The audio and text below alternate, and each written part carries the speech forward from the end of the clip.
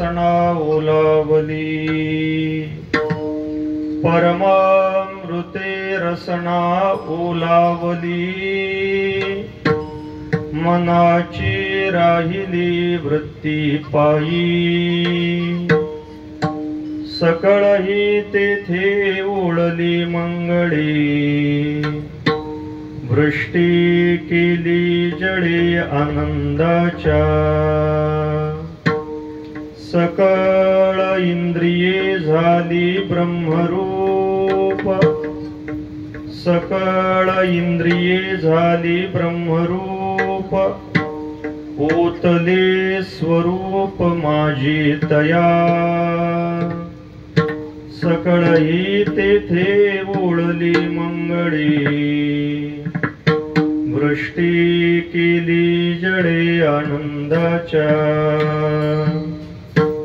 तुका म्हणे जेथे वसे भक्तराव तुका म्हणे जेथे वसे भक्तराव तेथे नांदे देव संदेह नाही सकळही तेथे ओळली मंगळी वृष्टी केली जळे आनंदाच्या पांडुरंगा करो प्रथम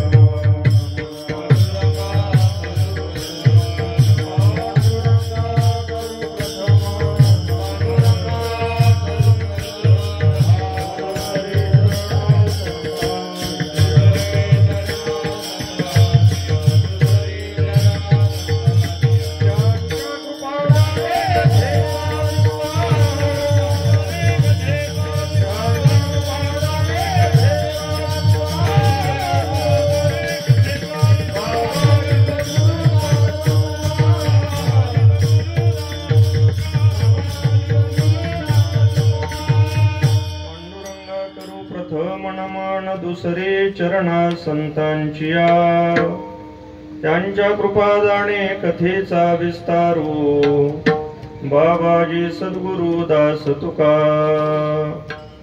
कलावज्ञ जीवोद्धरार्थावतारं कलांकांकतेजोदिका मोदि वक्त्रं खलानीशबादापनोदार्ह दक्षम् समाधिस्थमूर्तिं भजे ज्ञानदेवं नमो सद्गुरु तुकया ज्ञानदीपा नमो सद्गुरु सच्चिदानंद रूपा नमो सद्गुरु भक्त कल्याण मूर्ती नमो सद्गुरु भास्करा पूर्ण कीर्ती संपाद्य ज्ञानञ्च विधाय भक्तिं विलोकितो येन समाधिराजः वैराग्यवन्तं सुविचारयुक्तं नमामि जोगं शिरसा गुरुन्तं सोनोपंत तथा गुणिजनतया मामासे बोलती नामे शंकर शंकरा शुभकरा निसंगजो संगती पुण्यश्लोकीचा पुणे नगरीचा मोती खरा शोभतो ऐशा संतवरा शुभकरा दांडेकरा वंदितो तुम्ही संत माझिया कडा दिठीचा कराल बहुडा तरी तुम्हा माने वडा होईन मी हे सारस्वताची गोड तुम्हीच लाविले जी झाड तरी अवधानी अमृते वाड शिंपोणी की जे विठ्ठला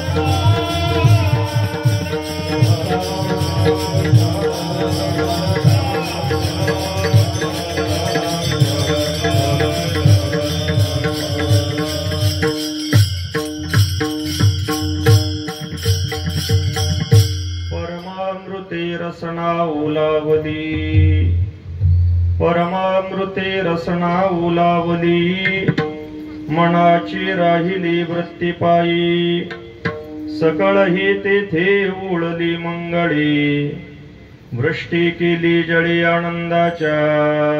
संत हृदय सम्राट आगाध कृपा वात्सल्य मूर्ती भगवान श्री ज्ञानोबराय महाराष्ट्र वेदाचं निस्सरण लिलया ज्यांच्या श्वासातून झालं ते जगद्गुरु श्रीमंत श्री तुकोबराय।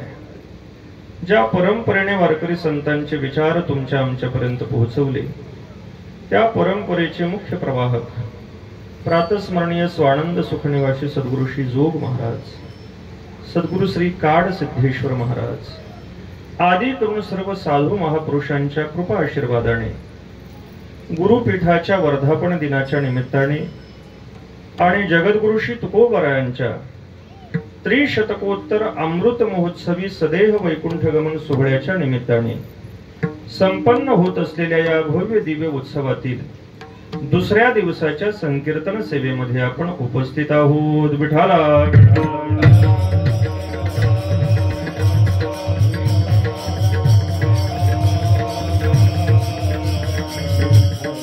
समस्त ग्रामस्थ विठ्ठलवाडी लोटे MIDC परिसरातील सर्व भाविक भक्त वारकरी मंडळी, गुणीजन मंडळी, मायबाप श्रोतृ वर्ग सर्वांच्या भव्य दिव्य उपस्थितीमध्ये हा उत्सव या ठिकाणी संपन्न होतोय। आदरणीय हरिभक्तीपरायण महेश महाराजांच्या प्रेरणेने एक चांगली श्रवण सुखाची पर्वणी आपल्याला प्राप्त झालेली आहे। श्री गुरु हरिभक्तीपरायण आदरणीय प्रमोद महाराजांच्या श्रीमुखातून जगद्गुरु श्री तुकोबरायांचं चरित्र चिंतन हे आपल्याला श्रवण करायला मिळत आहे आणि तुकोबरायांच्या तत्वविचाराचाही स्पर्श आपल्याला घडतोय।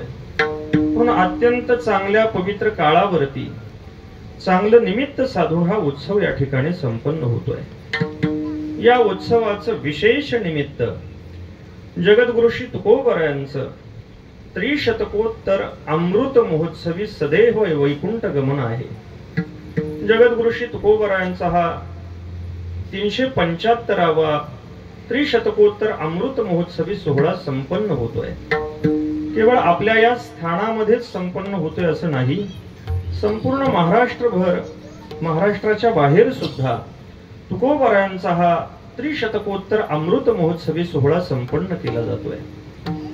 जगद्गुरु श्री तुकोबरायांचा हा अमृत महोत्सवी सोहळा संपन्न होतोय त्या अनुषंगाने काहीसं चिंतन घडावं या हेतूने जगद्गुरु श्री तुकोबरायांचा हा अभंग सेवेकरता निवडलेला आहे। महापुरुषांचे अमृत महोत्सव संपन्न होतात ते एक अमृत महोत्सव नाही। ज्या वेळेला पहिला अमृत महोत्सव तुकोबरायांचा संपन्न झाला असेल, त्याच्यानंतर शतकोत्तर अमृत महोत्सव संपन्न झाला असेल, द्विशतकोत्तर अमृत महोत्सव संपन्न झाला असेल, आता त्रिशतकोत्तर अमृत महोत्सव संपन्न होतोय आणि पुढे सुद्धा हे अमृत महोत्सव संपन्न होत राहतील। याचं महत्वाचं काय नेमकं कारण आहे की महापुरुषांचे एवढे अमृत महोत्सव संपन्न व्हावेत? त्याचं महत्वाचं कारण की त्या अमृत तत्वापर्यंत महापुरुषांचं जीवन ज्या साधनेने गेलेलं आहे त्या साधनेचं काहीसं चिंतन घडावं या हेतूने हा अभंग सेवेकरता निवडलेला आहे। असं कोणतं अमृत महापुरुष आपल्या जीवनामध्ये प्राशन करतात आणि त्या अमृत तत्वाला जाऊन प्राप्त होतात की या भूतलामध्ये त्यांच्या जीवनातील, त्यांच्या नश्वर पंचभौतिक देहातील एक छोटासा कण सुद्धा शिल्लक न राहता तोही अमृत तत्वाला प्राप्त होतो। म्हणून त्या अमृताचंच काहीसं चिंतन घडावं म्हणून हा अभंग सेवेकरता निवडलेला आहे। विठाला विठाला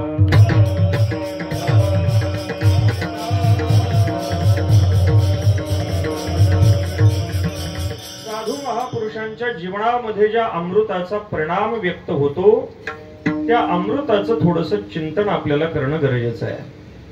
हा अमृत शब्द जर आपण थोडासा विचारामध्ये घेतला तर लोकांनी हा अमृत शब्द एवढा खाली आणून ठेवलेला आहे की नेमकं अमृत कशाला म्हणावं हा प्रश्न पडतो। साधी सकाळची झोप घालवण्यासाठी जो चहा पिला जातो लोक त्याला सुद्धा अमृत म्हणतात. हॉटेलवरती आपल्याला नाव वाचायला मिळतात, अमृत तुल्य चहा. लोक चहाला अमृत म्हणतायत. चहाला अमृत म्हटल्याने आपल्याला अमृत तत्वाची प्राप्ती होऊ शकत नाही. चहा लागायला गोड आहे, पण चहाचा परिणाम मात्र गोड नाही. जे जे पदार्थ आपल्याला जिभेला गोड लागतात त्यांना ओघाने आपण अमृताची उपमा देऊन मोकळे होतो. पण नेमकं अमृत कशाला म्हटलं पाहिजे? ज्ञानोबा बोलतात, पुराण श्रवणासाठी गेलेला श्रोता, पुराणामध्ये त्याने अमृताचं चिंतन ऐकलं आणि अमृत रंगाने सफेद आहे एवढाच अर्थ घरी घेऊन आला. घरी भात शिजण्यासाठी चुलीवरती ठेवला होता. त्या भाताची जी पेज आहे, जो कांजी आहे, तो कांजी सुद्धा रंगाने सफेद आहे. तो कांजी ग्लास मध्ये काढून तो ग्लासभर कांजी प्याला. मग आता ग्लासभर कांजी पिल्यानंतर त्याला अमृत तत्वाच्या परिणामाची वाट पाहण्यासाठी त्याने सुरुवात केली. ज्ञानोबा बोलतात, असा कोणीतरी एक की जो घरी जाऊन कांजी पितोय आणि परिणाम पाहू लागला अमृताचा. परिणाम अमृताचा मिळणार नाही, त्याच्यासाठी अमृतच प्यावं लागेल. नेमका अमृत कशाला म्हणायचं? मृत्यू लोकामध्ये आपण जे जे गोड पदार्थ खात आहोत, पित आहोत, हे सगळे गोड पदार्थ जरी आपल्याला अमृतासारखे वाटत असले तर अमृत त्याला म्हटलं जातं जे पिल्यानंतर मनुष्य अमर भावाला प्राप्त होतो. चहा लागायला गोड आहे, पण चहा पिऊन कोणी अमर झालेला आजपर्यंत ऐकिवामध्ये नाही. बासुंदी लागायला गोड आहे, पण बासुंदी पिऊन कोणी अमर झालेला आजपर्यंत ऐकिवामध्ये नाही. उलट जास्त गोड पदार्थ जर खाल्ले पिले गेले तर झालाच तर त्याला डायबिटीज होईल. अमृत तत्वाला तो प्राप्त होऊ शकत नाही. भगवान बोलतात, यत्तदग्रे अमृतम इव परिणामे विषोपमम. काही पदार्थ सुरुवातीला गोड लागतात, पण त्यांचा परिणाम मात्र अत्यंत भयंकर आहे. साधू महापुरुष मात्र नित्य अमृताचं पान करतायत. तुकोबरा बोलतात, साधू महापुरुषांच्या भोजनाचा विचार जर आपण केला, संतांचे भोजन अमृताचे पान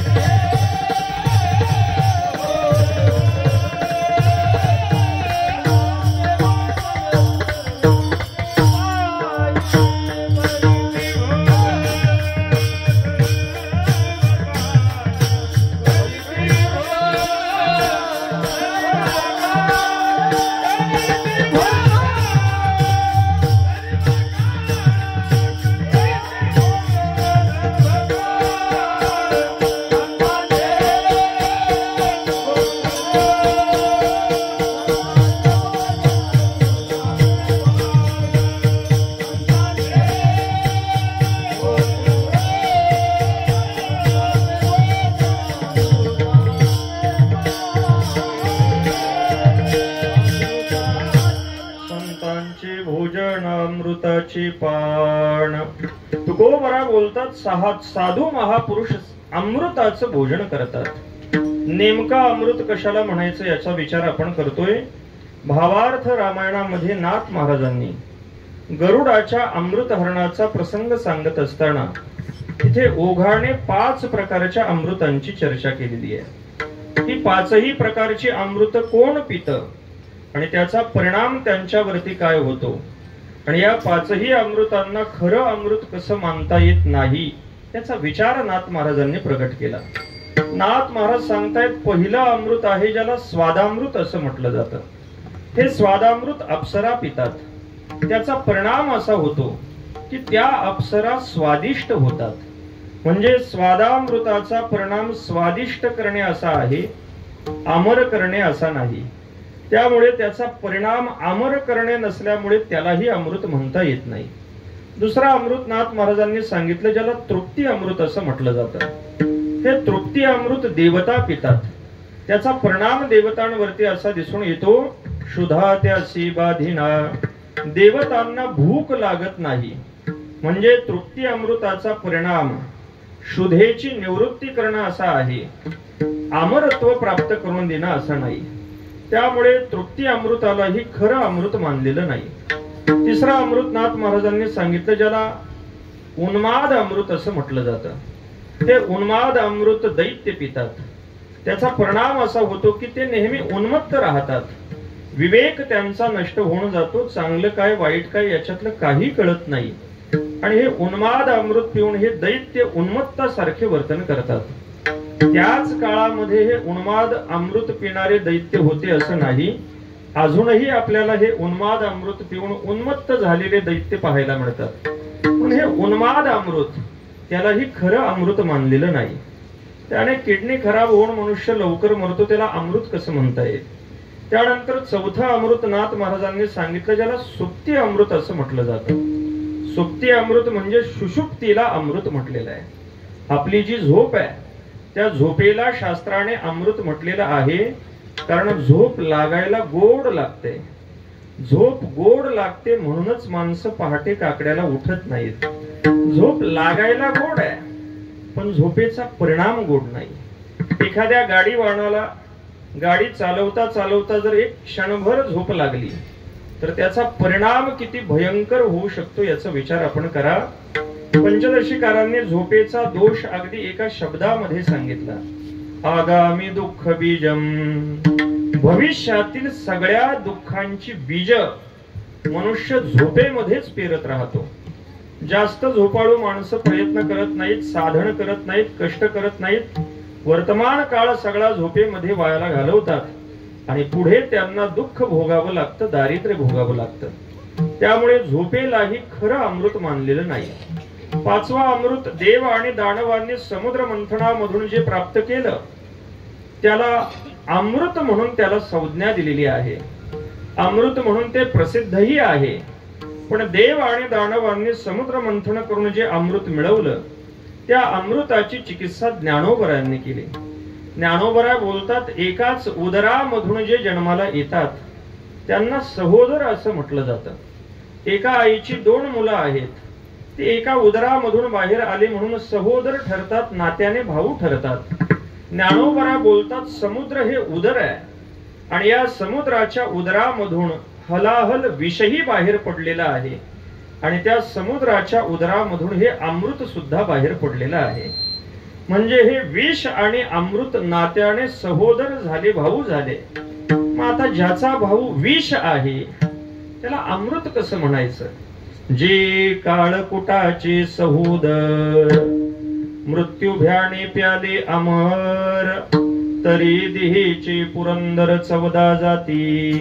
ज्ञानोबरा बोलतात अमरांना म्हणजे देवतांना असं वाटलं की हे समुद्र मंथनातून बाहेर पडलेलं अमृत पिल्यानंतर आपण अमर हो, म्हणून देवता त्या अमृताचं पान देवतांनी केलं. पण असं हे अमृत पिणारे 14 इंद्र ब्रह्मदेवाच्या एका दिवसामध्ये मरतात. ज्ञानोबरा बोलतात ऐसा कवन एक, शिराब्धीचा रसो, वायाची अमृतपणाचा आभासू. असा कोणीतरी एक समुद्रातून बाहेर पडलेला रस व्यर्थतेने त्याला अमृतपणाची संज्ञा आहे. त्यालाही खरं अमृत मानायला संत तयार नाहीत. म्हणजे अगदी सामान्य मृत्यूलोकातील गोड पदार्थांपासून ते समुद्र मंथनातून बाहेर पडलेल्या अमृतापर्यंत जर एकही पदार्थ खरा अमृत नसेल तर नेमकं खरं अमृत कशाला म्हणायचं हा प्रश्न पडतो. विठाला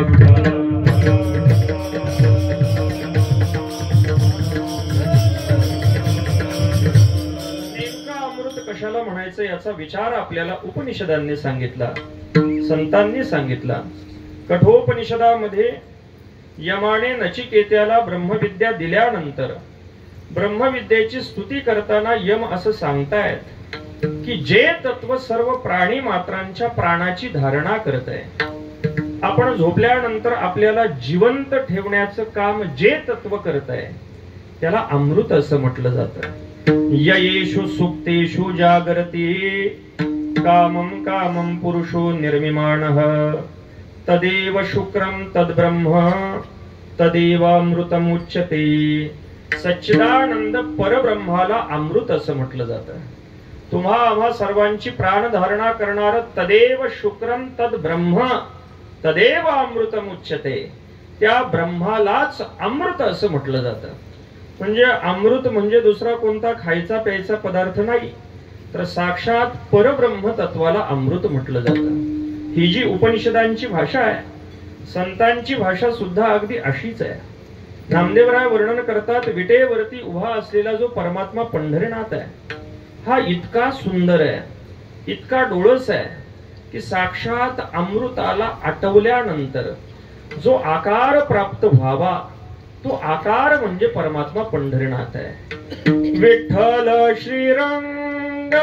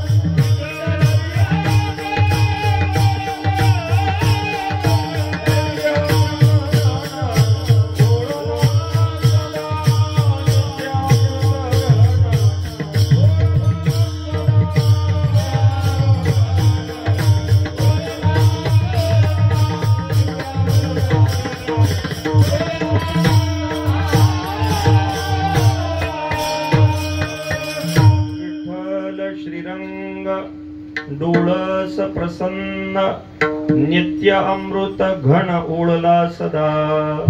नामदेवराय वर्णन करतायत परमात्मा पंढरीनाथ म्हणजे नित्य घनीभूत अमृत आहे. म्हणजे अमृत शब्द वापरला जातो भगवंतासाठी. म्हणून आपण विचार करून पहा, भगवंताच्या संबंधी आपण जे जे काही पाहतो, जे जे काही ऐकतो, जे जे काही बोलतो, त्या प्रत्येक गोष्टीच्या पाठीमागे आपण अमृत शब्द लावतो. भगवंताचं ज्ञान सांगायचं झालं तर त्याला फक्त आपण ज्ञान म्हणत नाही, त्याला आपण ज्ञानामृत असं म्हणतो. भगवंताची कथा सांगायची झाली तर तिला फक्त कथा म्हटलं जात नाही, तिला आपण कथामृत असं म्हणतो. भगवंताच्या चरणाच्या तीर्थाचं चिंतन करायचं झालं तर त्याला आपण चरणामृत असं म्हणतो. भगवंताच्या नेत्रांचा विचार करायचा झाला तर त्याला आपण नयनामृत म्हणतो. भगवंताच्या अधर ओठाचा विचार करायचा झाला तर त्याला आपण अधरामृत असं म्हणतो. आणि भगवंताच्या नामाचं चिंतन करायचं झालं तर त्याला आपण नामामृत म्हणतो. ज्याचं ज्ञान अमृताचं आहे, ज्याचं चरणतीर्थ अमृताचं आहे, ज्याची नेत्रवृत्ती अमृताची आहे, ज्याचे ओठ अमृताचे आहे, ज्याचं सर्वांग अमृताचं आहे, ज्याचं नाम अमृताचं आहे, त्याच्या संबंधित सगळ्या गोष्टी अमृताच्या आहेत.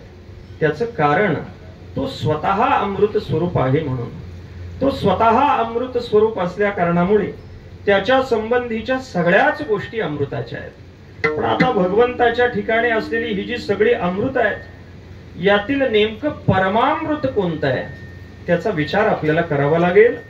आता ही सगळी सांगितलेली जी अमृत आहेत, ही सगळी अमृत सर्वांना प्राप्त होतात, पिता येतात असं नाही. भगवंताच्या ज्ञानामृताचा विचार करा. भगवंताचं ज्ञानामृत प्राप्त करायचं जर झालं तर असं घर बसल्या आपल्याला हे ज्ञानामृत मिळू शकणार नाही. भगवत पूज्यपाद श्रीमद शंकराचार्य विवेक चुडामणी मध्ये सांगतायत, अधिकारीणाम आशास्ते फलसिद्धीर विशेषतः. फळाची सिद्धी व्हावी, ज्ञान मिळावं असं जर वाटत असेल तर त्याच्यासाठी अधिकाराची अपेक्षा आहे. म्हणजे ज्ञानामृत पिण्यासाठी अगोदर आपल्याला अधिकारी व्हावं लागेल. आणि ज्ञानामृताचा अधिकारी फार अवघड आणि मोठा अधिकारी आहे. त्याच्यासाठी अंतःकरण शुद्ध असलं पाहिजे. विवेक वैराग्य साधन चतुष्टय संपत्ती समाधी षटकारणे युक्त असला पाहिजे. तीव्र मुमुक्षुत्व असलं पाहिजे. या सगळ्या गोष्टी सिद्ध झाल्यानंतर श्रोत्रिय ब्रह्मनिष्ठ परमकृपाळू श्रीगुरूंची भेट झाली पाहिजे. त्यानंतर सद्गुरू त्याला तत्वमस्यादी महावाक्यांचा उपदेश करून ज्ञानामृताची प्राप्ती घडवून देणार. म्हणजे हे ज्ञानामृत मिळवायचं म्हणजे विवेक वैराग्यादी साधनांनी संपन्न होऊन अधिकारी व्हायचंय. महाराज, हे ज्ञानामृत प्राप्त करणं अवघड आहे. सर्वांना हे ज्ञानामृत प्राप्त होऊ शकत नाही. मग भगवंताच्या चरणामृताचा विचार करा. भगवंताचं चरणामृत तरी सहजासहजी मिळू शकेल का? तुकोबरा बोलतात, भगवंताचे चरणच प्राप्त होणं सगळ्यात दुर्लभ आहे. सोन्याचे पर्वत करवती पाषाण अवघे राणुराण कल्पतरू पर्या दुर्लभ विठोबाचे पाय इथेही उपाय न सरती. तुकोबरा बोलले, कदाचित आपल्याला आपल्या जवळचे डोंगर सोन्याचे करता येणं शक्य आहे, राणामध्ये कल्पतरूची लागवड करता येणं शक्य आहे, पण परमात्मा पंढरनाथाचे चरण प्राप्त होणं अत्यंत दुर्लभ आहे. भगवंताच्या या चरणामृताची प्राप्ती होते कोणाला?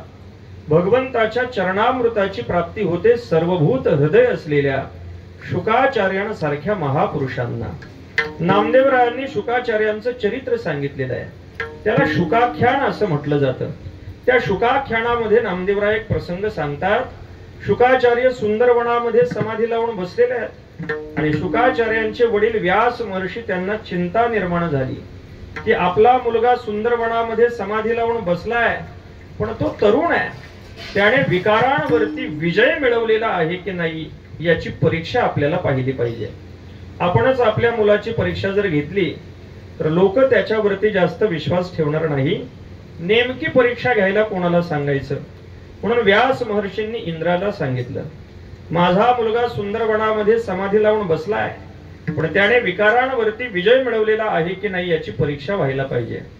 इंद्र म्हटला, हा माझ्या फार आवडीचा विषय आहे. आजपर्यंत नको म्हणताना सुद्धा मी अनेकांच्या परीक्षा घेतल्यात, अनेकांना नापास केलेला आहे.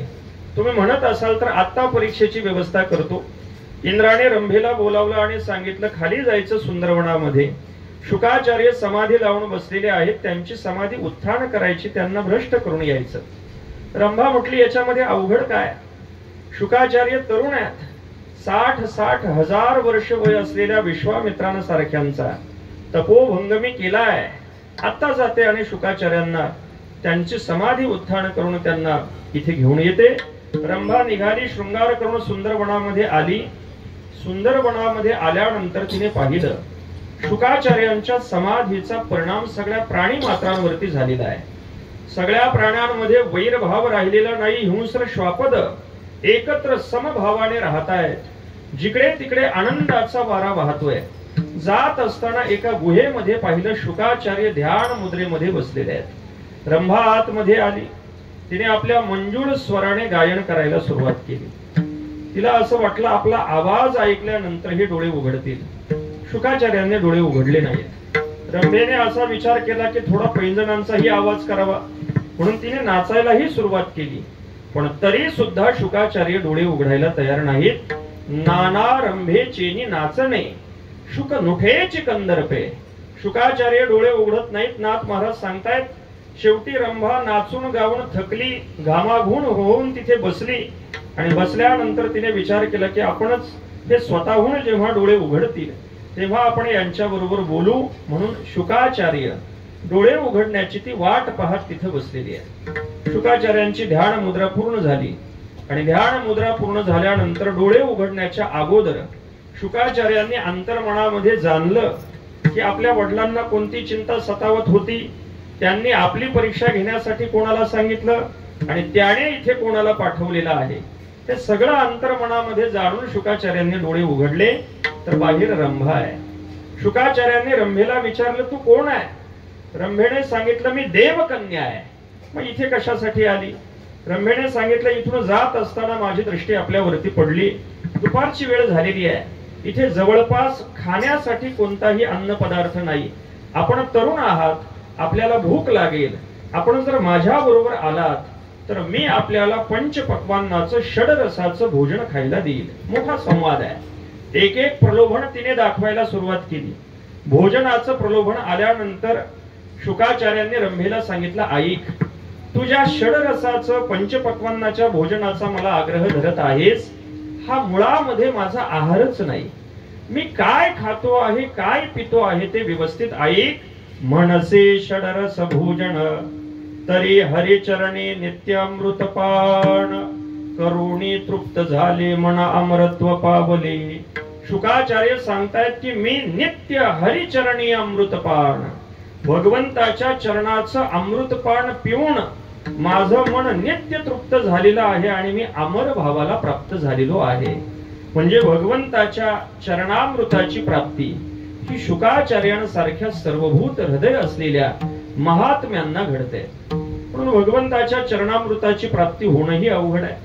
भगवंताच्या नेत्रामृताचा विचार करा.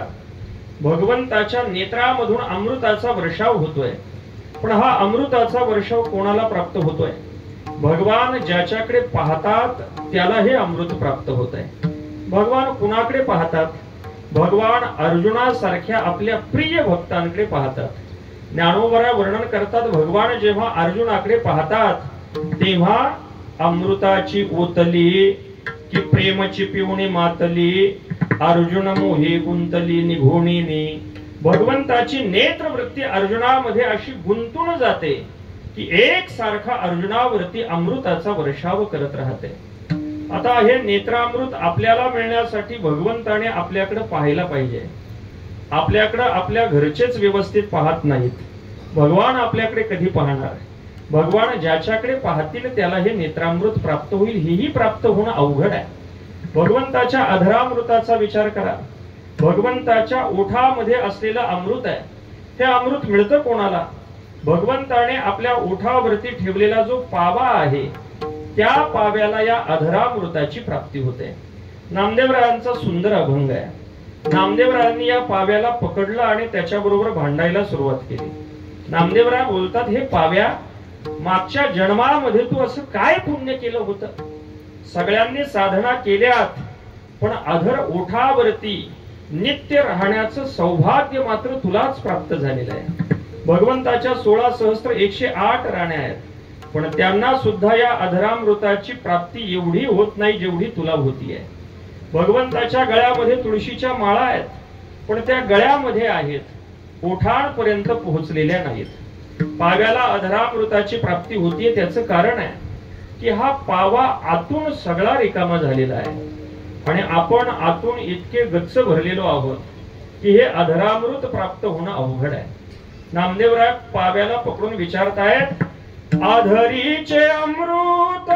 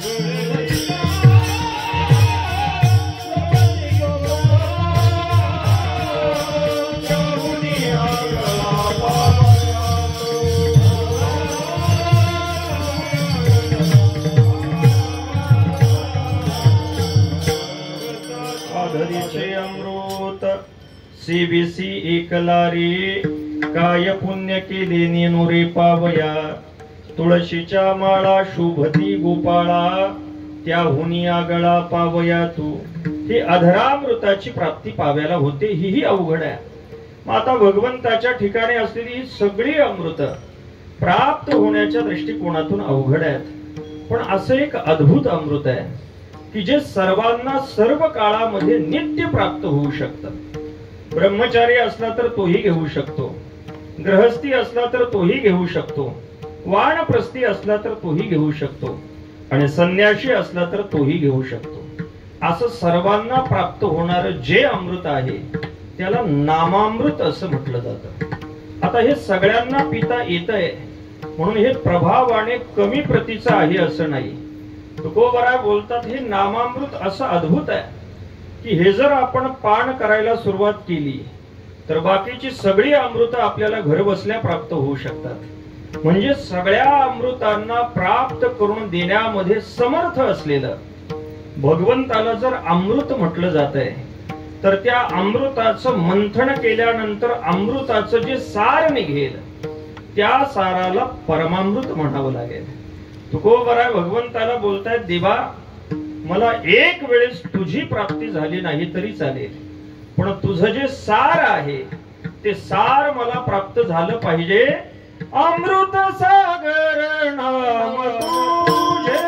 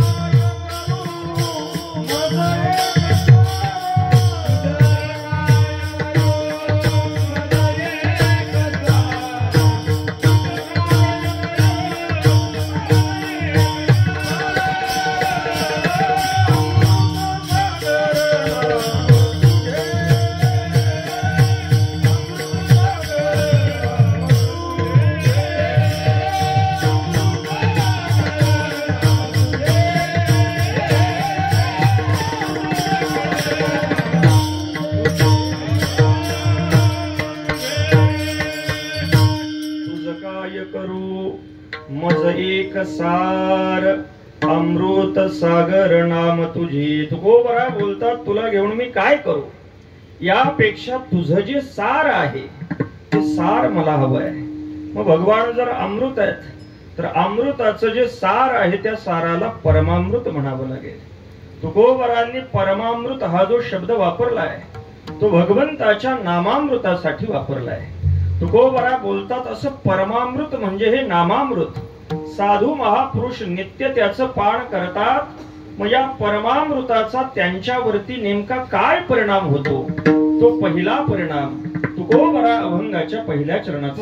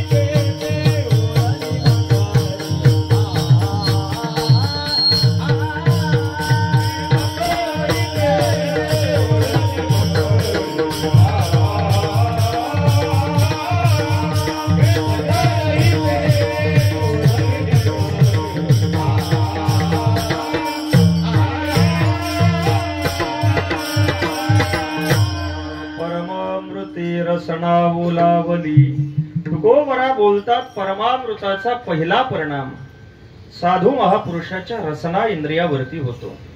जो कोणी भगवंताच्या नामामृताचं पान करतो त्याच्या रसना इंद्रियावरती त्याचा पहिला परिणाम होतो।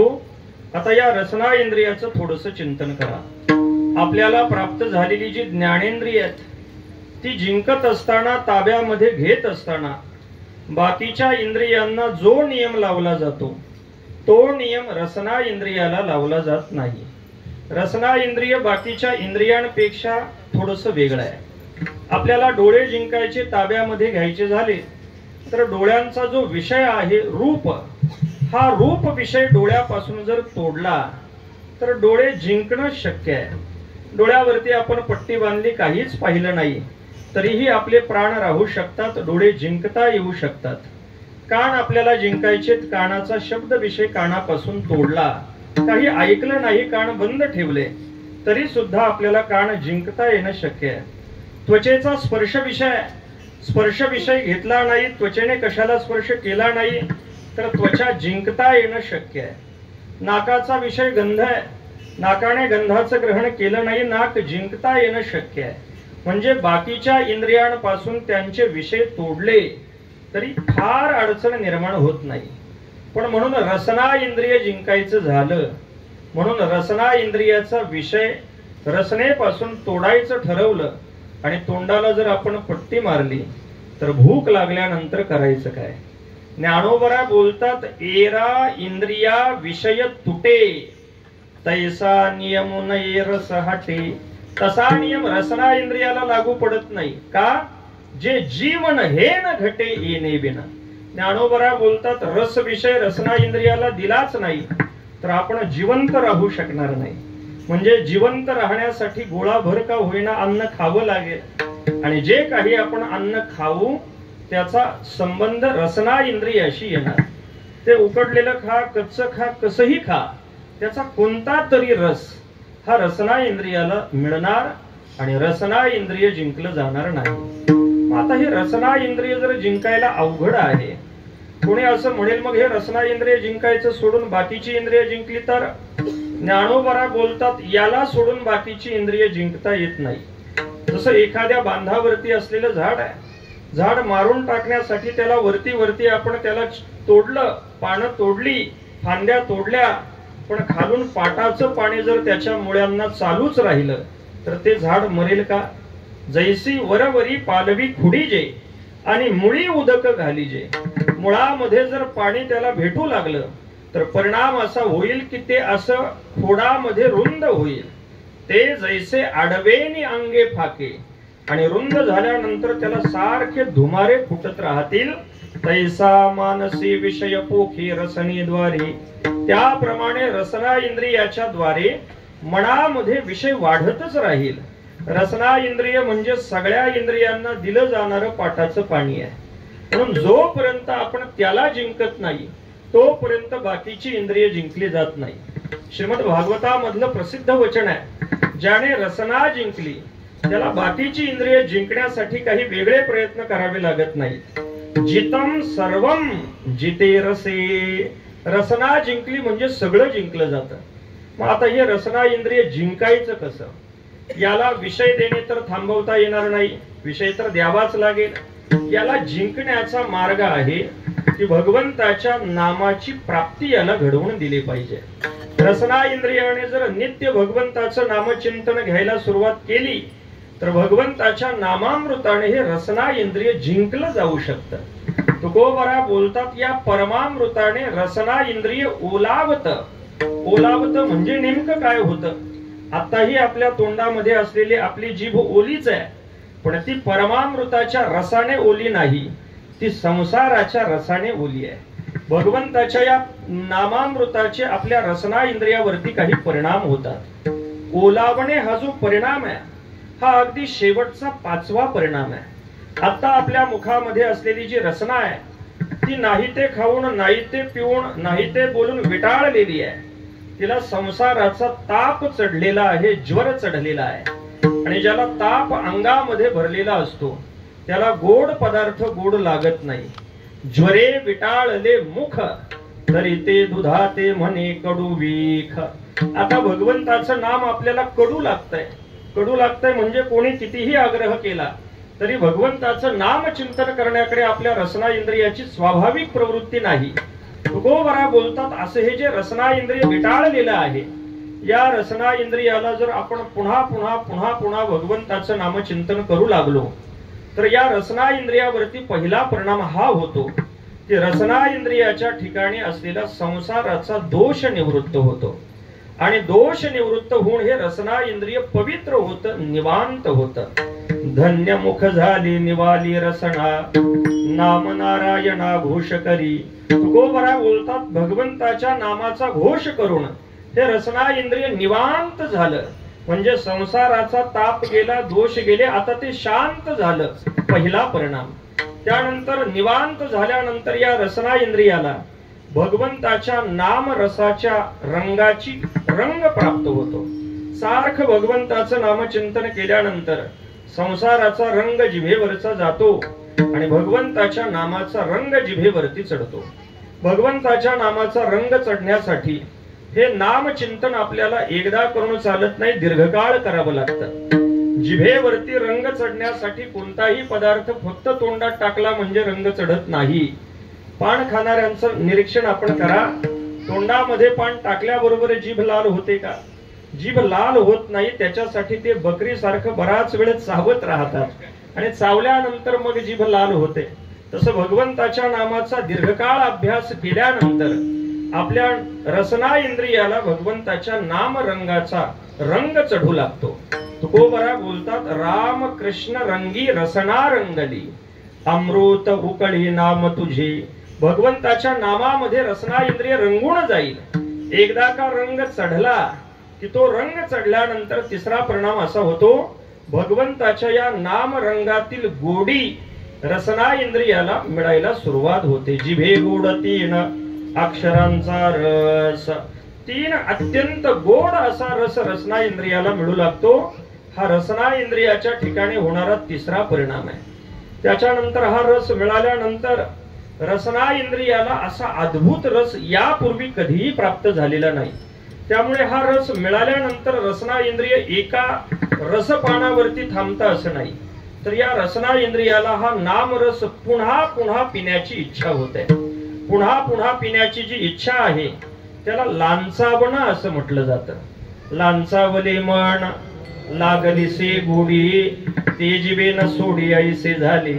असं लांचावलेली जीभ जेव्हा पुन्हा भगवंताच्या या परमामृताचं पान करते, आता पुन्हा जी गोडी प्राप्त होत आहे, आता रसना इंद्रियाच्या ठिकाणी दोष राहिलेला नाही. रसना इंद्रिय भगवंताच्या नामात अगोदरच रंगून गेलेला आहे. त्या गोडीचा पूर्वानुभव सुद्धा आहे आणि त्याच गोडीसाठी हे लांचावलं होतं. मग आता पुन्हा जेव्हा हे रसना इंद्रिय या नाम रसाला पिऊ लागतं, तेव्हा ते नाम रस पिताना थकत नाही, थांबत नाही.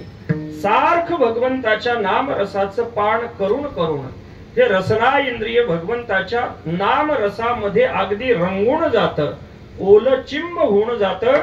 तुकोबराय बोलतात, शुद्ध रसे ओलावली रसना धाली न धाई.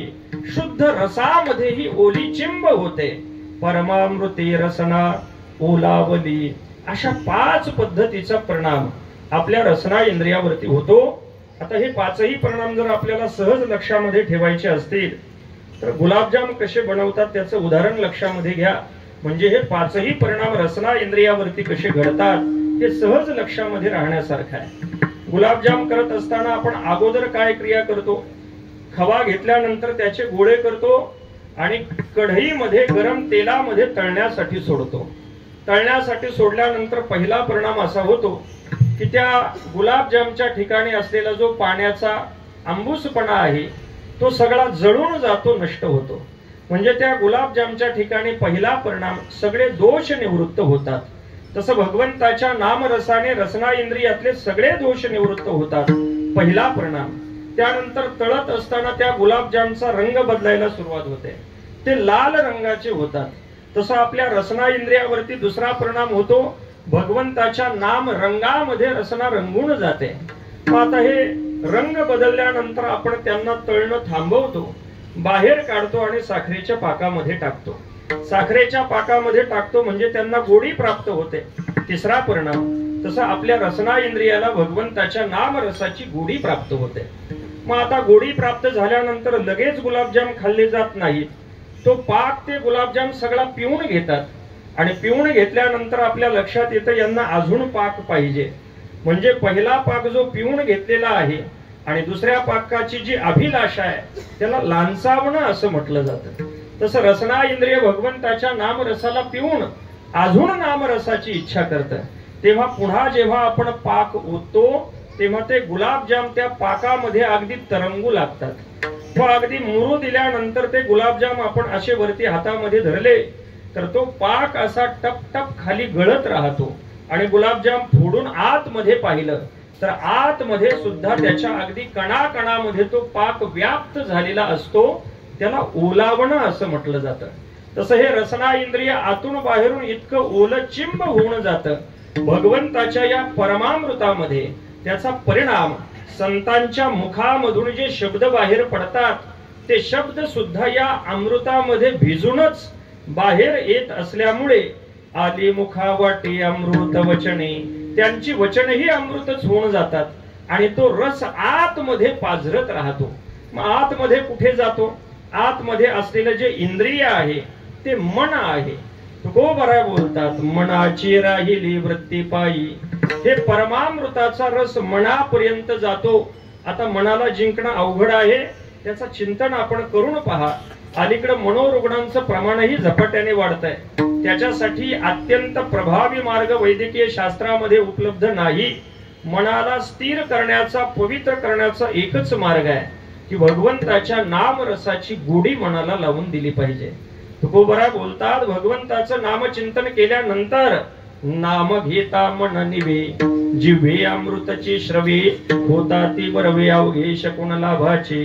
मन रंगले रंगले तुझ्या चरणी स्थिरावले, केलिया विठ्ठली ऐसी कृपा जाणावी.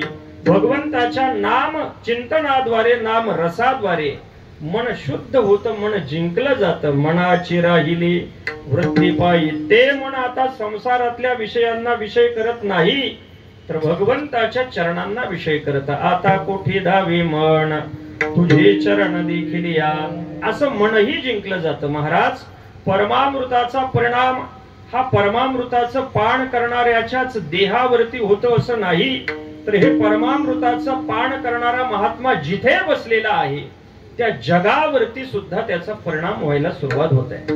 मग आता जगावरती त्याचा काय परिणाम होतो? भगवंताचं हे नामामृत पीत राहिलेला, नामचिंतन करत राहिलेला महात्मा जिथे बसलेला आहे तिथे सगळा देश पवित्र व्हायला सुरुवात होते.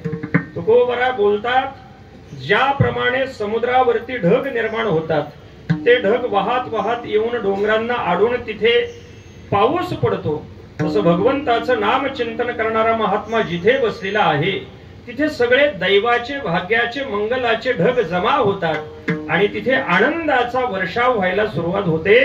अभंगाच्या दुसऱ्या चरणात सांगताय,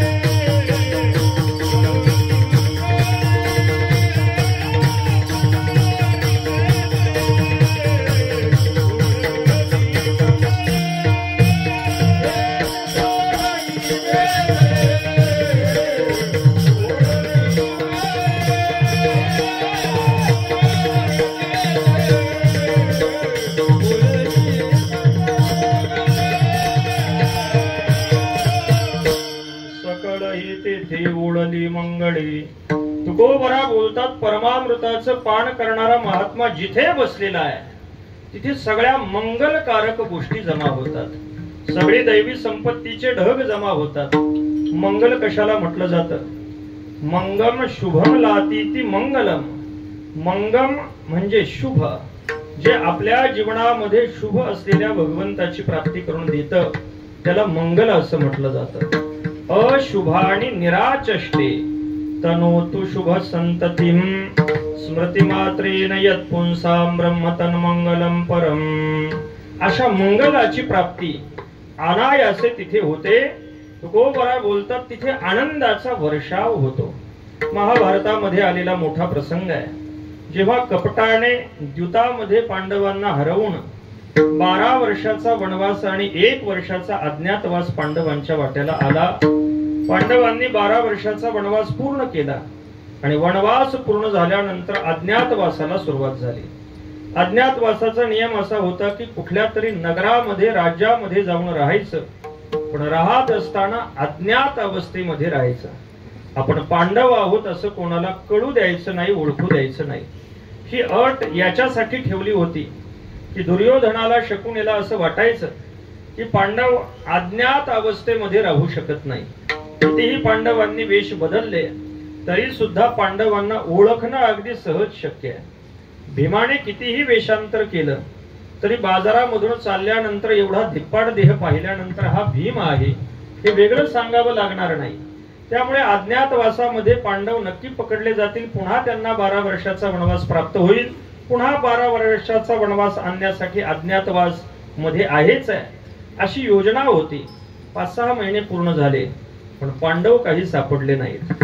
दुर्योधनाची चिंता वाढतीये. सगळी गुप्तहेर सेना कामाला लावलेली आहेत तरीही पांडव सापडत नाहीत. शेवटी दुर्योधनाने भीष्माचार्यांची शरणागती केली. भीष्माचार्यांच्या जवळ गेला आणि दुर्योधनाने भीष्माचार्यांना विचारलं, आचार्य, पांडवांचा अज्ञातवास सुरू आहे पण पांडव आम्हाला सापडत नाहीत. ते कुठे कोणत्या वेशात आहेत हे मी विचारत नाही, पण कमीत कमी ते कोणत्या देशात आहेत तेवढा देशाचा पत्ता फक्त सांगा. भीष्माचार्य हसले आणि भीष्माचार्यांनी दुर्योधनाला सांगितलं, दुर्योधना, पांडव कुठे आहेत हे ओळखणं अगदी सोपं आहे. पांडव जिथे कुठे राहतील त्यांचा परिणाम त्या देशावरती होणार आहे. कारण हे पांडव भगवंताचे अनन्य भक्त आहेत, भगवंताचं नित्य नामचिंतन करणारे आहेत. पहाते पांडव अखंड वनवासी परित्या देवासी आठविती. नित्य भगवंताचं नामचिंतन करणारे पांडव जिथे कुठे राहतील त्यांचा परिणाम त्या देशावरती होईल. काय परिणाम होईल? ज्या देशामध्ये नद्या 12 महिने वाहत असतील, झाडांना फळं फुलं लागलेली असतील, 4ही वर्ण आपापल्या आश्रम धर्मानुसार आपापल्या आश्रम धर्माचं पालन करत असतील, समाजातील सामान्यातील सामान्य जीवापासून मोठ्यातील मोठ्या जीवापर्यंत प्रत्येक जण आनंदाचा उपभोग घेताना दिसत असेल तर समजून चालायचं पांडव त्या देशामध्ये राहतायत.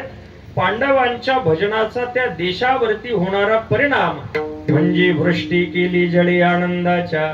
नित्य आनंदाची वृष्टी त्या देशावरती झालेली आपल्याला पाहायला मिळते.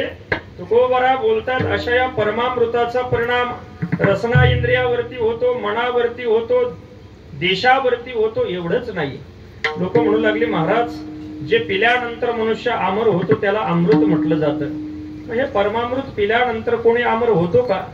तुकोबरा बोलतात, हे परमामृत पिणारा जो आहे त्याच्या देहातील सगळ्या इंद्रियांमध्ये ब्रह्मरस ओतला जातो आणि ब्रह्मरस ओतल्यानंतर त्याची काया ब्रह्मस्वरूप होऊन जाते. अभंगाच्या 3ऱ्या चरणामध्ये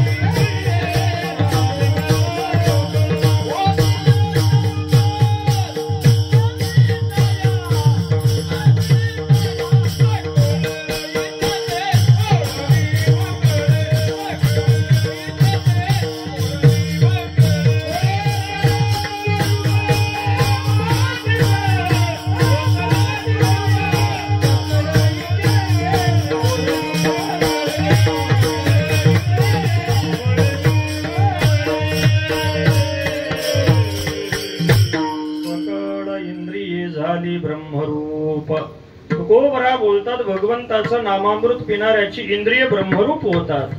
ओतले स्वरूप माझे तया. आता ही इंद्रिय ब्रह्मस्वरूप कशी होतात, कोणाची झाली?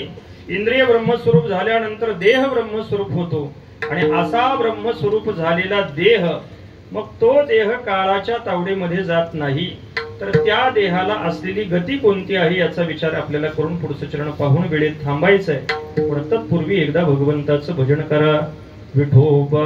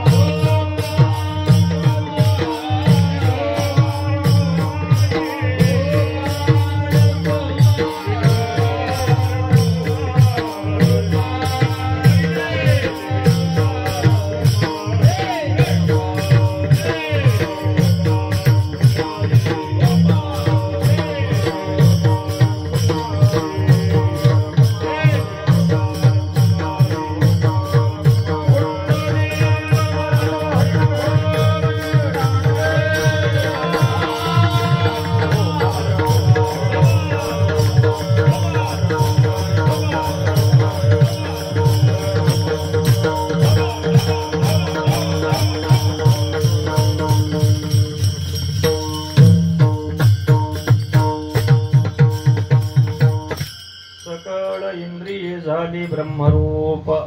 तुकोबरा बोलतात भगवंताचं नामामृत पिणारा जो भक्त आहे त्याची सगळी इंद्रिय ब्रह्मस्वरूप होतात. ब्रह्मस्वरूप होतात म्हणजे आपल्याला प्राप्त झालेला हा जो देह आहे, या देहाला आपण जसं खायला घालू त्याचा परिणाम या देहावरती होत राहतो. आपण जर राजस खाणं खाल्लं तर देह सुद्धा रजोगुणी होतो. तामस आहार जर आपण दिला तर देह सुद्धा तमोगुणी होतो. सात्विक आहार दिला तर हा देह सुद्धा सात्विक होतो. आणि या देहाला जर आपण ब्रह्मरसाचं भोजन दिलं तर हा देह ब्रह्मस्वरूपाला प्राप्त होतो. तुकोबरा बोलतात आम्ही नित्य भगवंताचं नामचिंतन करत असल्यामुळे आमची ही जी काया आहे ब्रह्मीभूत काया होतसे कीर्तनी भाग्य तरी ऋणी देवायसा. भगवंताचं नित्य नामचिंतन करून काया ब्रह्मस्वरूप होते. कारण भगवंताचं जे नाम आहे ते नाम म्हणजे साधारण आहार नाही. भगवंताचं नाम म्हणजे साक्षात ब्रह्मरसाचा आहार आहे. ब्रह्म शब्द सुद्धा वापरत असताना सगुण आणि निर्गुण अशा दोन्ही अर्थाचा रस याच्यामध्ये उतरलेला आहे. भगवंताच्या नामाचं चिंतन करत असताना व्यवहारामध्ये वापरली जाणारी नाम आणि भगवंताचं नाम हे सारखं नाही. तुम्ही आम्ही जे शब्द वापरतो ते सगळे शब्द हे आकाशाचा गुण म्हणजे मायेपासून उत्पन्न झालेले आहेत आणि मायेपासून उत्पन्न झालेले असल्या कारणामुळे ते सगळे नष्ट होणारे आहेत. पण भगवंताचं नाम मात्र असं मायेपासून उत्पन्न झालेलं नाही. भगवंताचं नाम या मायेपासून उत्पन्न झालेलं नाही. भगवत पूज्यपाद श्रीमद शंकराचार्य सांगतात आ ब्रह्मस्तंभ पर्यंतम सर्वं मायामयं जगत ततः सत्यम हरिर्नामैव केवलम. अगदी ब्रह्मदेवापासून ते स्तंभापर्यंत सगळे पदार्थ मायेने उत्पन्न केलेले आहेत आणि जे मायेपासून उत्पन्न झालेले आहेत त्या सगळ्या पदार्थांना नाश आहे. पण भगवंताचं नाम मात्र ततः सत्यम त्याच्यापेक्षा वेगळं आहे. त्रिकालामध्ये राहणारं त्रिकाल सत्य आहे. ज्ञानोबा बोलतात मायेने उत्पन्न केलेली 4 प्रकारची शरीर आहेत. काही अंडापासून उत्पन्न होणारी अंडजत, काही जारापासून उत्पन्न होणारी जारजत, काही स्वेदापासून उत्पन्न होणारी म्हणजे घामापासून उत्पन्न होणारी स्वेदजत, काही जमिनीचं उद्भिजन करून वरती येणारी उद्भिज आहेत. पण ही सगळी शरीर सगळ्या प्रकारच्या खाणी आटून जाणाऱ्या आहेत. अंडज जारज स्वेदज उद्भिज आटे हरिनाम नाटे ते बरवे. भगवंताचं नाव मात्र या पद्धतीचं नाही. तुकोबरा बोलतात अवघाची आकार ग्रासेला काळी एकते निराळे हरीचे नाम. भगवंताचं नाम म्हणजे भगवंताने आपलं सगळं सामर्थ्य त्यामध्ये ओतलेलं आहे. भगवंताची दोन रूप आहेत, सगुण आणि निर्गुण. तुकोबरा बोलतात सगुण आणि निर्गुण हा वाद, हा विचार त्याच्या रूपामध्ये असेल, पण त्याच्या नामामध्ये मात्र असा वाद नाही. सगुण निर्गुण तुझ म्हणे वेद, तुका म्हणे भेद नाही नामी. भगवंताच्या नामामध्ये भगवंताने आपली सगळी शक्ती ओतलेली आहे. नामनामकारी बहुधा निज सर्व शक्ती तत्रार्पिता, नियमितो नच तत्र कालः, एतादृशी तव कृपा भगवन् ममापि दृदृशं यः जननेनुरागः. भगवंताने आपलं सर्वस्व आपल्या नामामध्ये ओतून ठेवलेलं आहे, पण दुर्भाग्य असं आहे की त्या भगवन नामाविषयी आपला अनुराग उत्पन्न होत नाही. भगवंताचं नाम चिंतन करून तुकोबरा बोलतात आमची ही काया ब्रह्मस्वरूप झाली. भगवंताच्या या भक्तीच्या जोरावरती, नाम साधनेच्या जोरावरती आपल्याला ही काया ब्रह्मस्वरूप करून वैकुंठापर्यंत नेता येते हे दाखवण्यासाठीच तुकोबरांनी अवतार धारण केलेला आहे. म्हणून घोटवीन लाळ ब्रह्मज्ञान्या हाती, मुक्तात्मस्थिती सांडवीन. तुकोबरा बोलतात या भगवंताच्या नामचिंतनाने आमची काया ब्रह्मस्वरूप झाली. कुठेही जायचं झालं, जललोकामध्ये जायचं झालं तर आपल्याला जलीय शरीर स्वीकारावं लागतं. पृथ्वीवरती आपण आहोत म्हणजे आपलं पार्थिव शरीर आहे. त्या लोकांमध्ये जाण्यासाठी तसा तसा विग्रह आपला असला पाहिजे. तुकोबरांची काया ब्रह्मस्वरूप झाल्यामुळे ही काया सदेह वैकुंठाला जायला कोणतीही अडचण नाही. तुकोबरा बोलतात अशी ब्रह्मस्वरूप झालेली आमची काया, मग आता काया ब्रह्मस्वरूप झाल्यानंतर तिला काळाचा स्पर्श होईल का? काळाचा स्पर्श होत नाही. सगळी इंद्रिय ब्रह्मस्वरूप झाली, त्या ब्रह्मरसाने परिपूर्ण भरली. मग अशा दिव्य झालेल्या कायेला काळाचा स्पर्श होत नाही. तुकोबरांच्या चरित्राचा आपण पाठीमागून आढावा घेत या. तुकोबरांच्या पहिल्या अवतारामध्ये हिरण्यकश्यप पुढी नामा प्रल्हाद, प्रल्हादांच्या रूपाने जेव्हा तुकोबरा अवतीर्ण झाले तेव्हा भगवंताचं नित्य नामचिंतन करून तुकोबरांची काया ब्रह्मस्वरूप झाली. हिरण्यकश्यपूने प्रल्हादांना मारण्यासाठी सगळे उपाय केले. जिथे मारल्यानंतर मनुष्य मरतो त्याला मर्मस्थळ म्हटलं जातं. अशा मर्मस्थानांमध्ये प्रल्हादांच्या बाण घुसवले गेले, अनेक तीक्ष्ण अवजारं घुसवली गेली. मदोन्मत्त हत्तीच्या पायी तुडवलं, उकळत्या तेलामध्ये टाकलं, उंच कड्यावरून खाली फेकलं, कृत्या उत्पन्न करून पाठीमागे सोडली, विष पाजलं, अनेक प्रयोग झाले. पण प्रल्हादांच्या कायेला काही झालं नाही. सकळ इंद्रिये झाली ब्रह्मरूप. जशी काया ब्रह्मस्वरूप झाली तशी या लोकांमध्ये तुकोबरांची काया ब्रह्मस्वरूप झाली. आणि ब्रह्मस्वरूप झाल्यानंतर ब्रह्मस्वरूप कायेला काळ स्पर्श करू शकत नाही. मग त्या कायेला नेण्यासाठी स्वतः परमात्मा पंढरीनाथ स्वतः आले, आपलं विमान घेऊन आले. प्रयाण काळी देवी विमान पाठविले, कडीच्या काळा माझी अद्भुत वर्तविले. मानव देह घेऊन निजधामा गेले, निळा म्हणे सकळ संता तो शविले. निळोबरा बोलतात अशी दिव्य काया घेऊन परमात्मा विमानामध्ये तुकोबरांना घेऊन वैकुंठाला गेले.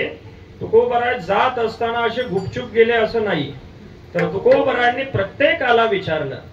रामेश्वर भट्ट वर्णन करतायत, म्हणे रामेश्वर सकळा पुसोणी, गेला तो विमानी बैसोनिया.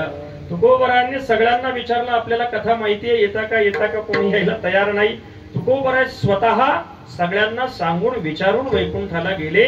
म्हणून असं अमृत स्वरूप झालेली काया केवळ भगवंताच्या नाम साधनेच्या जोरावरती नित्य भगवंताच्या नामामृताचं पान करून ही काया परमात्म स्वरूपापर्यंत सदेह वैकुंठापर्यंत नेता येते. म्हणूनच भगवंताच्या नामाला परमामृत असं म्हटलं जातं. तुकोबरा बोलतात या परमामृताचा परिणाम जसा वाणीवरती होतो, मनावरती होतो, देशावरती होतो, काळावरती होतो, तसा या परमामृताचा परिणाम देवावरती सुद्धा होतो. परमामृताचा परिणाम देवावरती काय होतो? तर हा परमामृताचा देवावरती होणारा परिणाम अभंगाच्या शेवटच्या चरणात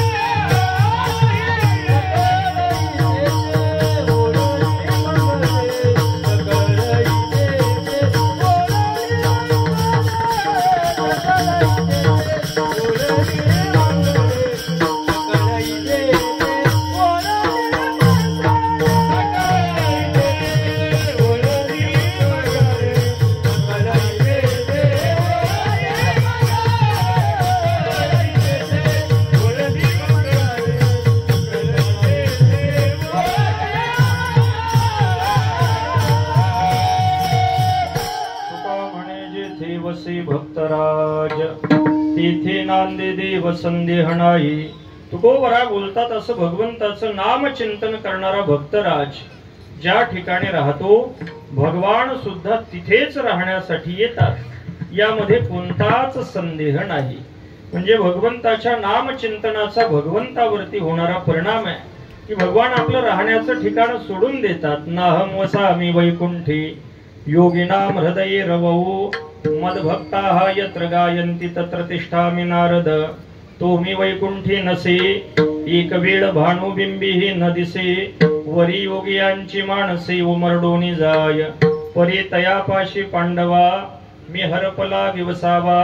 जेथ नाम घोष बरवा करती ते माझे. तुकोबराय बाळक्रीडेमध्ये सांगतात वसे तेथे देव सदा सर्व काळ करते निर्मळ नाम घोष.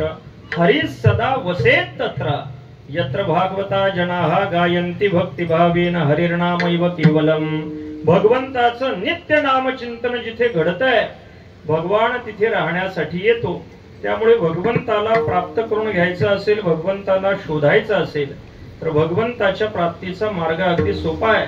जिथे भगवंताचं नामचिंतन चाललेलं आहे तिथे भगवान परमात्मा निश्चित रूपाने आहेत, यामध्ये कोणताही संदेह नाही. हा भगवंतावरती होणारा परिणाम आहे.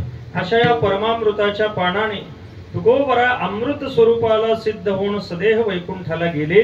त्याला त्रिशतकोत्तर अमृत महोत्सवी वर्ष म्हणून संपन्न होत आहे. म्हणून हेच अमृत तुकोबरायांनी आपल्याला पान करण्यासाठी अनेक पद्धतीने गाथेच्या रूपाने ज्ञानोबरायांनी सगळ्या संतांनी हाच उपदेश आपल्याला दिलेला आहे. हेच अमृत आपण घेण्यासाठी सगळे संत आपल्याला प्रबोधन करण्यासाठी येतात आणि हेच भगवंताचं नामामृत जर आपणही पान केलं तर साधू महापुरुषांच्या अमृत महोत्सवाचं रहस्य आपल्याला समजायला सहज सोपं जाईल. म्हणून तुकोबरायांच्या या त्रिशतकोत्तर अमृत महोत्सवी वर्षाच्या निमित्ताने तुकोबरायांनी ज्या अमृताचं पान केलं तेच अमृताचं पान आपल्याला करण्याची इच्छा, सद्भावना, सद्बुद्धी तुकोबरायांच्या कृपेने व्हावी अशी प्रार्थना तुकोबरायांच्या चरणी करू. झालेली सगळी सेवा परमात्मा पंढरनाथाच्या चरणी समर्पित करू. एक सूचना आपल्याला द्यायची आणि या ठिकाणी थांबायचं आहे. सूचना आपल्या हिताची आहे, कदाचित आपल्या सगळ्यांना माहितीही आहे. वारकरी संप्रदायामध्ये अलीकडच्या काळात देहू क्षेत्रामध्ये जे कार्य घडतंय, प्रातस्मरणीय गुरुवर्य पांडुरंग महाराज घुले यांच्या अथक परिश्रमातून अनेक भाविक भक्तांच्या सहयोगातून तुकोबरायांची वचनं दगडावरती कोरली गेली आणि विश्वप्रसिद्ध गाथा मंदिर उभं राहिलं. तुकोबरायांची वचनं दगडावरती कोरणे एवढाच त्याचा हेतू मर्यादित नाही, तर दगडावरती कोरलेली वचनं प्रत्येकाच्या हृदयावरती कोरता यावीत यासाठी स्वानंद सुखनिवासी सद्गुरू श्री जोग महाराजांच्या वारकरी शिक्षण संस्थेच्या शताब्दी महापर्वावरती संत श्री तुकोबराय गुरुकुल या गुरुकुलाची स्थापना त्या ठिकाणी घडलेली आहे. नियमित रूपाने 5 वर्षाचा अभ्यासक्रम आहे आणि पुढची 2 वर्ष ऐच्छिक असा एकूण 7 वर्षाचा अभ्यासक्रम आहे. यामध्ये वेदांत शास्त्राची प्रस्थानत्रयी, संत वाङ्मयाची प्रस्थानत्रयी, मृदंगाचं ज्ञान, भजनाचं ज्ञान, वारीचं ज्ञान सगळ्या पद्धतीचं अध्ययन आपल्याला वारकरी परिवेशामधून प्राप्त होतं. शालेय शिक्षणापासून विद्यार्थी वंचित राहू नये म्हणून केंद्रीय संस्कृत युनिव्हर्सिटीशी गुरुकुलाला संलग्न करण्यात आलं, जेणेकरून 5 वर्ष अध्ययन करणारा विद्यार्थी संस्कृत भाषेमध्ये आपलं ग्रॅज्युएशन पूर्ण करेल, 7 वर्षामध्ये एमएचं शिक्षण पूर्ण करेल, आपल्या पायावरती उभा राहू शकेल, चरितार्थाची सोय त्याची होऊ शकेल. येणाऱ्या काळात भाषेची अडचण त्याला पडू नये म्हणून मराठी, हिंदी, इंग्रजी आणि संस्कृत या 4 भाषांमधून विद्यार्थ्यांना शिक्षण दिलं जातं. विविध पद्धती त्याच्यामध्ये आहेत. पण विद्यार्थ्यांच्या राहण्याची व्यवस्था आहे, भोजनाची व्यवस्था आहे, शिक्षणाची व्यवस्था आहे. कदाचित कोणी असं म्हणेल की मग विद्यार्थ्यांकडून किती पैसे घेतले जातात. आनंदाची गोष्ट ही आहे, विद्यार्थ्यांकडून 1 रुपयाही घेतला जात नाही. निशुल्क रूपाने मंदिराच्या वतीने हे शिक्षण सर्वांना दिलं जात आहे. उद्देश एकच आहे की जो तरुण वर्ग व्यसनाकडे, दुराचाराकडे वाहतोय तो थांबला जावा, संत वाङ्मयाशी जोडला जावा आणि एका सुयोग्य समाजाची निर्मिती व्हावी, हा त्या पाठीमागचा उद्देश आहे. म्हणून आपणही आपल्या परिसरातील विद्यार्थ्यांपर्यंत ही सूचना पोहोचवा. गुरुकुलामध्ये वर्षात मध्ये आधी प्रवेश दिला जात नाही. अक्षय तृतीयेच्या 2 दिवस अगोदर वैशाख शुद्ध प्रतिपदेला विद्यार्थ्यांना घेऊन आपण गाथा मंदिरावरती यावं. आणत असलेला विद्यार्थी त्याने 10वीची परीक्षा दिलेली असावी, कारण 11वी ते 17वी पर्यंतचा हा अभ्यासक्रम आहे. त्यामुळे 10वीची परीक्षा दिलेला किंवा त्याच्या पुढच्या वयोगटातील उत्तीर्ण झालेला विद्यार्थी असावा. लहान विद्यार्थ्यांना प्रवेश दिला जात नाही, कारण हा अभ्यासक्रम त्यांना झेपणारा नाही. म्हणून 10वीची परीक्षा दिलेला 16 वर्ष वयोगटाच्या पुढचा विद्यार्थी अक्षय तृतीयेला घेऊन आपण गाथा मंदिरावरती यावं. त्याने ज्ञानोबरायांचा हरिपाठ, नाथ महाराजांचा हरिपाठ, चिरंजीवपद पाठ केलेला असावं. तिथे 9 दिवसाचं शिबिर होतं. त्या शिबिरामध्ये शेवटी प्रवेश परीक्षा घेतली जाते. त्यामध्ये जर तो उत्तीर्ण झाला तर स्थायी रूपाने गुरुकुलामध्ये शिक्षणाची संधी त्याला प्राप्त होते. महाराष्ट्राच्या कानाकोपऱ्यातून आपल्या योग्यतेने उत्तीर्ण होऊन शिक्षण घेणारे 125-150 विद्यार्थी तिथे अध्ययन करतायत. म्हणून आपणही आपल्या परिसरातील विद्यार्थ्यांपर्यंत ही सूचना पोहोचवा. न जाणो आपल्या सूचना देण्याने एखाद्याचं वाह्यात जाणारं जीवन थांबेल, संत वाङ्मयाशी जोडलं जाईल आणि सूचना दानाचं पुण्य आपल्या पदरामध्ये पडेल. म्हणून ही सूचना आपण सर्वांपर्यंत पोहोचवा ही विनंती सर्व ग्रामस्थ मंडळी, गुणीजन मंडळी, ज्येष्ठ श्रेष्ठ सगळे महाराज मंडळी सगळ्यांचे मनापासून त्यांच्या चरणी वंदन करून या ठिकाणी वाणीला पूर्ण विराम देतो. किंबहुना तुमचे केले धर्म कीर्तन हे सिद्धी गेले, इथ माझे जी उरले पायी कपण. दुसरी एक महत्वाची सूचना अशी आहे की आज द्वादशी आहे, त्यामुळे इथे भजन झाल्यानंतर द्वादशीचे अभंग म्हटले जातील. तोपर्यंत कोणीही उठू नका. पुढची सूचना येईपर्यंत कोणी उठू नका. ज्ञानेश्वर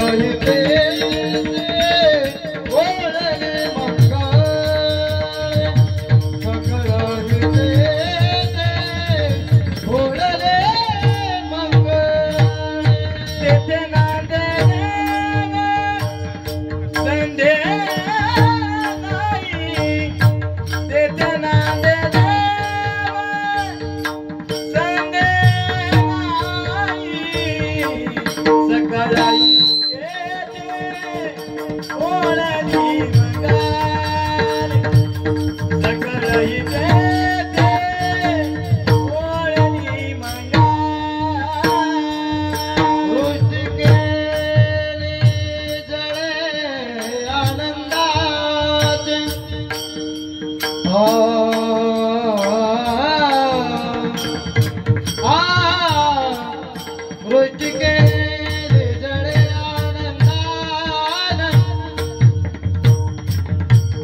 दृष्टी केली जळे आनंदा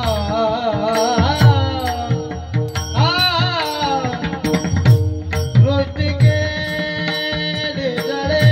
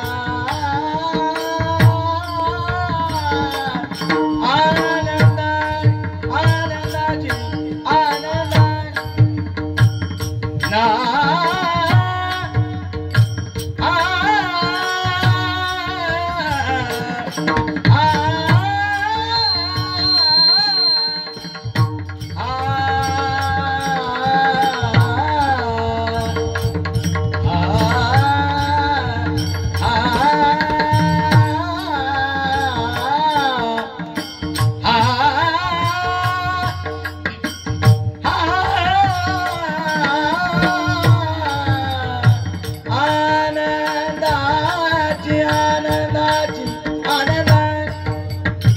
दृष्टी